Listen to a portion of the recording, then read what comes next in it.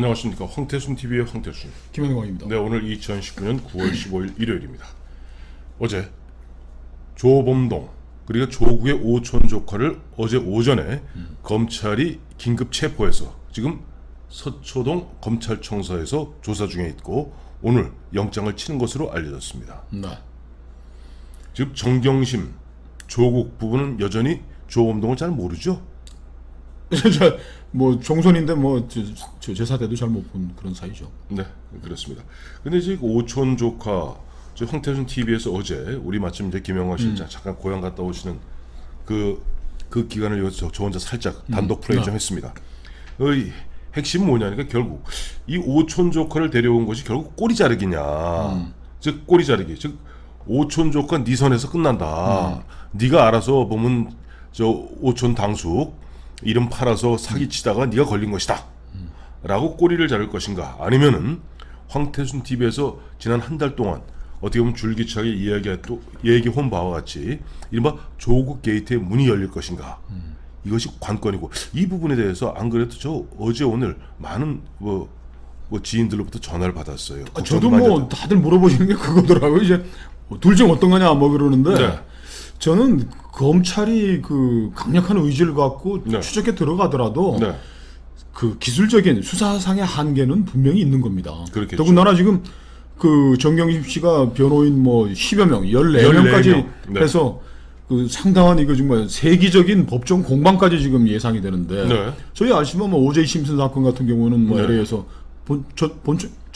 부인을 죽였는데도 불구하고 무죄 선고받아가지고 미국에 한번 그거는 저기 배심원 재판이야 그랬어. 배심원 재판이 이건 하는데 지금 그 제가 이렇게 네.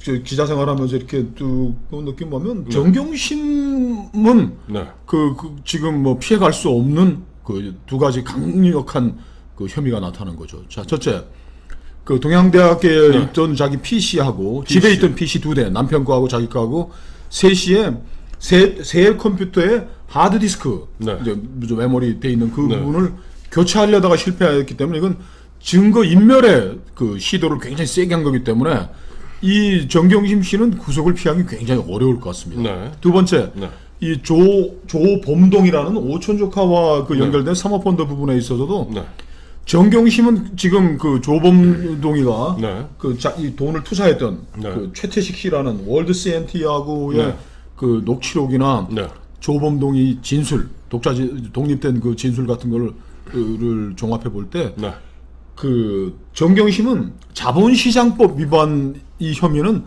딱 부러지게 이제 두 가지 걸린 것 같아요. 자, 증거인멸, 그다음에 도주 우려라는 게 이제 구속의 가장 큰 사유인데 정경심 씨는 일단 그 피해 나가기 어려운 정도로 발목이 이제 족쇄가 양쪽에 다 차인 것 같습니다. 그러나 조국은 그 검찰이 이거를 해명하기 위해서 굉장히 애를 이제 수사력을 집중하겠지만은 조국과 정경심에 대해서 조국이 청문회에서 또 굉장히 중요한 단서를 하나 깔아놓은 게 있습니다. 당신은 왜 나라에서 지급된 서울대 컴퓨터를 집에다 놓고서 왜 가족들과 같이 썼느냐에 대해서 조국이 이렇게 얘기했지 않습니까? 왜 이게 문제 그때 쟁점이 됐는지 기억나시죠? 조국 딸이 조국 딸의 그 무슨 뭐 자소서 뭐 이런, 아니, 자소가 아니라 제1 그 논문 저것도 있고 뭐 이제 뭐 여러 가지 있겠죠. 거기는 뭐 다 가지고 들고 갔으니까 왜 딸 이름으로 된 문서의 최종 수정자가 당신이냐?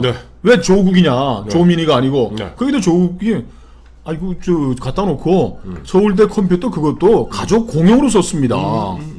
조범동이가 조카가 이 자본시장법 위반이라는 거는 조국도 계속 주장해오고, 이거는 뭐 블라인드 뭐 펀드 가지고 어디 투자하는지도 몰랐고 우린 뭐든 몰랐다고 뭐 얘기를 하고 하는데 이 조범동이가 이 돈이 어떻게 운영이 되고 투자된지에 대해서 그 정경심에게는 뭐 다 알려주고 했다라는 것들이 이제 나오는데, 이게 조국 컴퓨터에서 발견되더라도 조국이가 단서를 깔았잖아요. 우리 가족이 다 같이 썼는데 나는 진짜 몰랐다. 자, 이제 제가 이제 이 세 가지 지금 우리 김영광 실장이 그야말로 그 분노에 그 막 토해내는 그걸 다 하나하나 정리하면서 하나하나 짚어보겠습니다. 첫째 보면은 이제 앞서 이제 꼬리 자르기냐, 이제 새로운 조국 게이트의 문이 열리느냐 하는 부분에 있어서 오늘 오전에도 전화 주었던 모 대학 교수인데 대학원 지인이 이야기가 그거예요. 지금 자기 학교 또 보면 만나는 교수들마다 굉장히 보면은 걱정을 한다는 거예요. 왜가 어차피 법무부에는 선수들 중에 선수들이 모여 있을 텐데 그 장관 사모님 맡겨서 그야말로 없는 것도 만들어내고 있는 것도 법무부가 알아서 다 정리하지 않겠는가라고 해서 제가 이렇게 얘기했습니다. 어제 마침 조범동 데려올 때요. 지금 일부 보도된 바 있습니다만 검찰이 나름대로 작업을 한 것 같아요. 그러니까 저쪽에서 그야말로 강력하게 설득을 해서 임의동행 형식으로 데려와서 그 다음에 딱 인천공항에 도착하자마자 수갑을 채운 겁니다. 근데 이걸 갖다가 우리 뭐 어느 누구도 대통령이 나가도 출입국 관리국을 통과하게 돼 있습니다. 그렇죠. 출입국 관리 사무소가 다 있습니다. 근데 출입국 관리국은 어디 소관입니까? 법무부 소관이죠. 그렇죠. 거기하고 어떤 협조도 어떤 정보도 주지 않았다는 거예요. 그렇죠. 그건 검찰도 나름대로 아까 우리 김영환 실장 이야기한 대로 나름대로 이번에 자기 검찰의 명운이 걸려 있는 그런 사안이기 때문에 기본적으로 지금 법무부에는 상당수의 민변 출신 변호사들이 개방직이라는 이름하에 들어와 있습니다. 그렇죠. 대표적인 사람이 국장도 사람이 황희석 씨 아니에요? 네. 아마 제가 알기엔 아마 그 법무부 출입국 관리국장도 아마 그 저 개방직일 겁니다. 그러다 보니까 일체 정보를 주지 않는 가운데 검찰도 그야말로 비밀리에 기도 비니간 상태에서 조범동을 데려와서 여기 데려서 딱 체포하고 그리고 법무부도 뽕 몰랐던 거죠. 지난번 압수수색했던 거하고 똑같은 거예요. 그렇죠. 나중에 추후적으로 이제 법무장관에게 알려줬던 거니까. 그다음 두 번째. 그러니까 그때 박상기 펄펄 뛰지 않았었어요. 그 당시에. 그렇죠. 두 번째 이제 그 정경심은 이렇게 얘기할 거예요. 저는 몰라요. 집안 우리 시댁에 오촌 조카가 그야말로 여의도에 요즘 슬슬 흘리고 있다 보니까 또 저쪽에서는 뭐 여의도의 조 선생이라고 대한민국 무슨 그 사모펀드계의 귀자라는 거 아니에요? 그런 무슨 귀자가 마침 오촌 조카라서 아유 저 숙모님 당숙모님 제가 알아서 해드릴 테니까 좀 여분 돈 있으면 주세요. 나는 그거밖에 없습니다. 이제 그렇게 이제 작전을 짠 거죠. 정경심 씨도 그 자본시장법 위반을 피해 나가기서 했는데, 근데 정경심 씨가 그거로 버티기에는 자기 재산 13억을 관리해줬던 한국투자증권 직원이 KBS에도 인터뷰했고 검찰에 가서 진술을 여러 차례 했는데 불구하고 정경심 씨가 이 사모펀드 얘기도 하고 네. 그리고 이 사모펀드가 어디에 투자하기로 한 거에 대해서 자기한테 물었다. 근데 자기는 너무 위험하니까 조심하셔야 된다고 얘기를 했다는 거예요. 지난번에 김영환 씨 한번 소개해드린 그렇죠. 내용입니다. 근데 이런 얘기를 또 할 거예요. 정경심 씨는 아니 그렇게 얘기했는데 그 당시에 사실은 보면 그 저 한투에 직원 김 씨하고 정경심 씨에게 정경심 그런 얘기할 거예요. 지금 잘 생각하세요. 지금 조국 뒤에 14명, 정경심 뒤에 14명의 변호사뿐 아니라 법무부에 있는 이러저러한 참모들도 다 한통 속이라고 보면 됩니다. 물론 같은 팀이죠. 그거는 뭐 이렇게 얘기할 거예요. 아니 그거는 그저 한투에 김 씨가 뭘 착각한 것 같습니다. 물론이죠. 그리고 나는 아마 정경심은 나는 조범동한테 당했다고 얘기할 겁니다. 왜가 이른바 정경심 입장에서는 조범동 선에서 꼬리를 끊어야 되는 거예요. 끊으려고 애를 쓰겠죠. 애를 쓰겠죠. 그리고 변호사들과 함께. 14명의 변호사와 함께. 아까 이제 조국이 난 모른다 그러잖아요. 조국은 일관되게 얘기할 겁니다. 나는 정말 몰랐다. 조국이 청문회까지 했을 때에서는 네. 아내와 나는 정말 몰랐다는데 이제는 나는 정말 몰랐다고 하겠죠. 그러니까 아내는 잘 모르겠으나 나는 정말 몰랐다. 그 지금 이제 검찰이라는 게 네.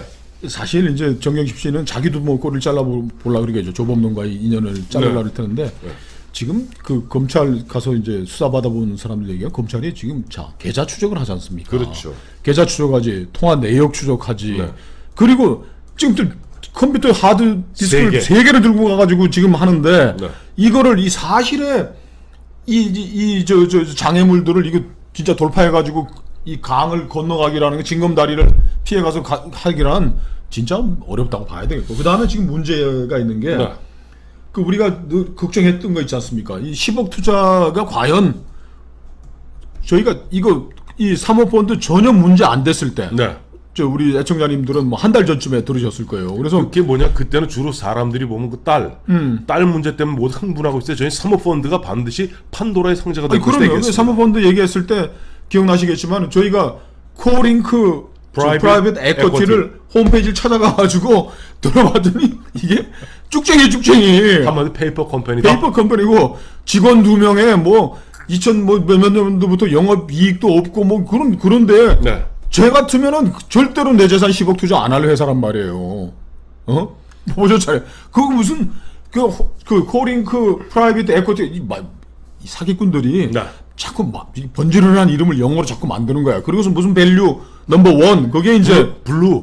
그래서 우리가 그래서 그 블루가 저 청와대. 사모펀드가 아니고 사모님 펀드다. 민정수석 펀드다. 예, 예. 청와대 블루 어쩌고 펀드. 예. 근데 이게 그러니까 쉽게 말하면 쭉정이 이게 저 브로커들끼리 왔다 갔다 하는 거예요. 그 10억 5천 74억 약정하고 10억 5천만 원 투자를 정경심 씨가 그렇게 알토론같이 저 한국투자금융하고 뭐 해갖고서 하는 분이 네. 이걸 한 게 그냥 누가 조카가 소개해줘서 했다? 그건 뭐 저 앞뒤도 잘 안 맞는 거 이제 뭐 증거가 그게 나올 우기겠죠, 것 같은데. 끝까지. 예. 그 다음에 제일 큰 문제는 네.